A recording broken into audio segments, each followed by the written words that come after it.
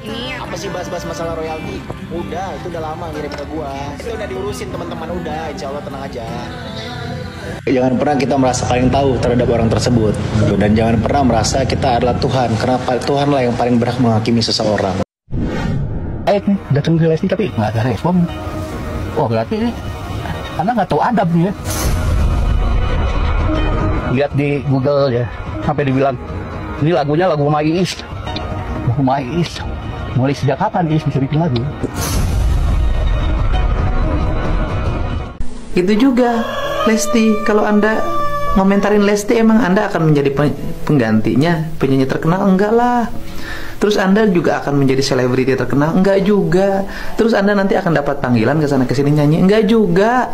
Terus Anda besok juga akan followernya meningkat, subscriber meningkat? Enggak juga. Gitu loh. Enggak lah, Anda sibuk dengan pikiran-pikiran itu, Anda sibuk dengan melaporkan, Anda sibuk dengan mengomentari, Anda sibuk dengan apapun, Anda nggak akan jadi apa-apa. Tapi pastinya cuannya makin banyak.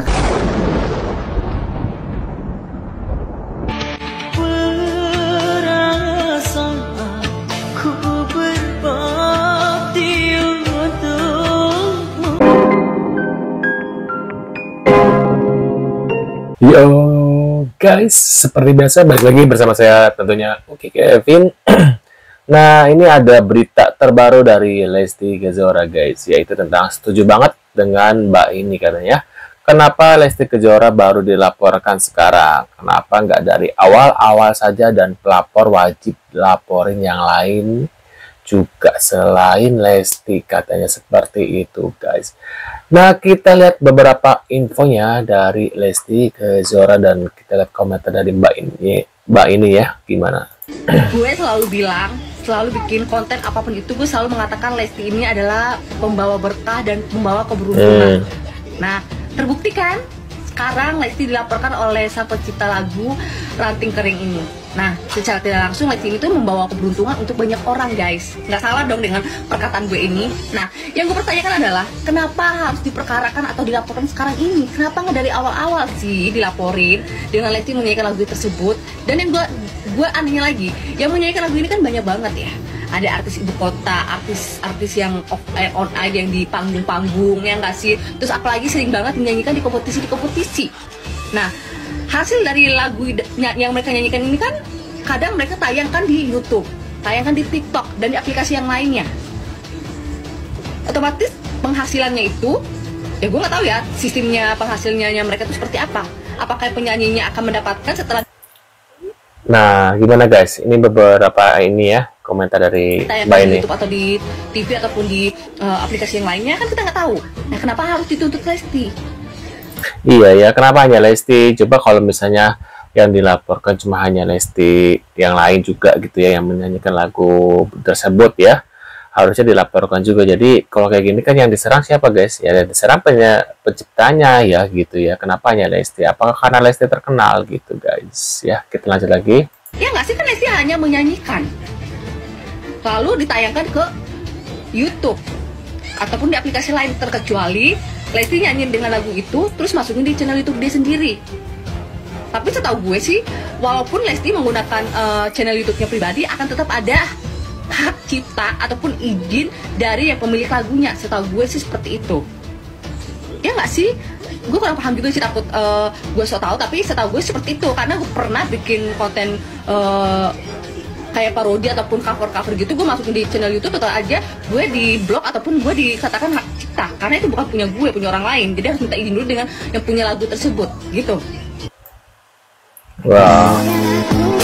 Nah, ini ada nih, resmi hari ini Lesti Kejora terancam 10 tahun penjara, pecah tangis Rizky Bilar, katanya gitu guys. Nah, sahabatnya detik-detik Lesti Kejora digandeng oleh polisi. Ini siapa yang bikin video begini guys?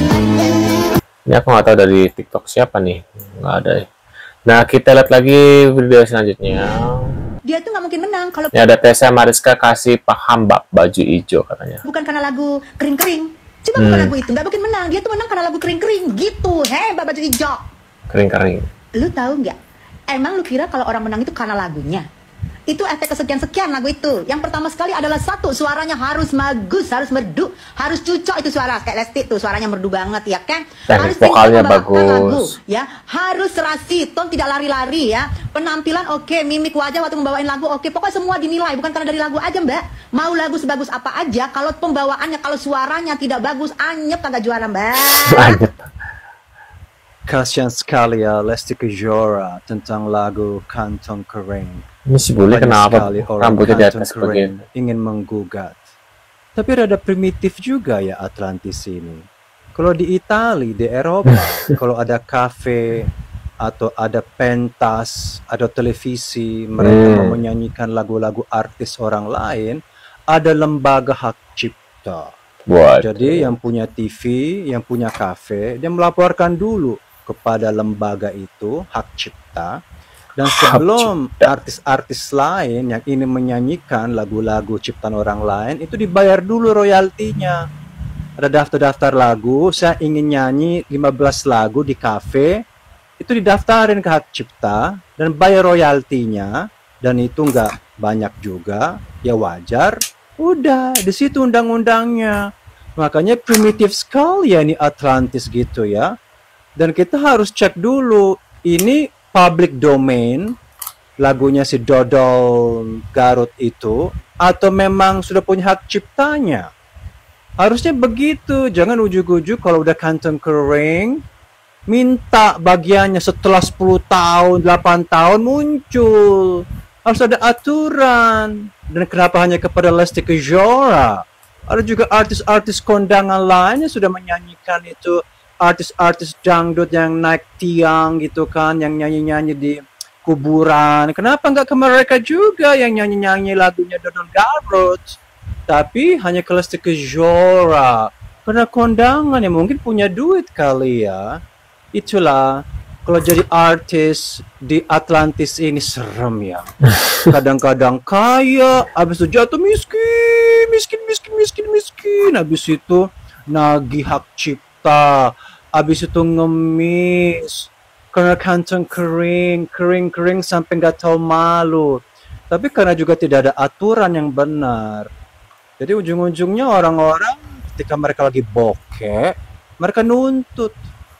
Coba kalau artis senior itu kaya raya, anggap aja itu ikhlas. Ya sudah, saya senang lagu saya dinyanyikan orang lain kepada junior. Itulah culas ya. Namanya juga lagi Kantong Kering, ya pasti culas. Ini disebut sebagai pelanggaran hak cipta. Jadi ini kenapa nih? Lesti Kejora melanggar hak cipta menurut praktisi hukum, terancam penjara 4 tahun dan denda 1 M ya, maksudnya dendam lagi. untuk kepentingan komersial. Tapi katanya kemudian menciptakan lagu itu otomatis secara deklaratif dialah penciptanya. Tapi kemudian ketika ada orang lain menggunakan lagunya, ada satu posisi di mana kalau lagu tersebut dipakai untuk kepentingan komersil, ini yang disebut sebagai tanpa izin ya. Ini disebut sebagai pelanggaran hak cipta.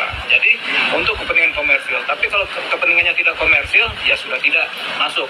Nah sekarang si Lesti Kejora kenapa dilaporkan? Karena melanggar undang-undang hak cipta kan. Nah kemudian di mana dia kemudian menyanyikan lagunya? Itu pertanyaannya. Di mana? Di stasiun TV Indonesia. Terus dan diupload ke YouTube juga Bang. oh ya ke YouTube tapi bukan di YouTube-nya Leslar Entertain Bang, tapi di YouTube yang lain. Oh ya, tapi yang jelaskan begini, setiap komersil kan berarti kan ada persoalan pelanggaran hak cipta ya.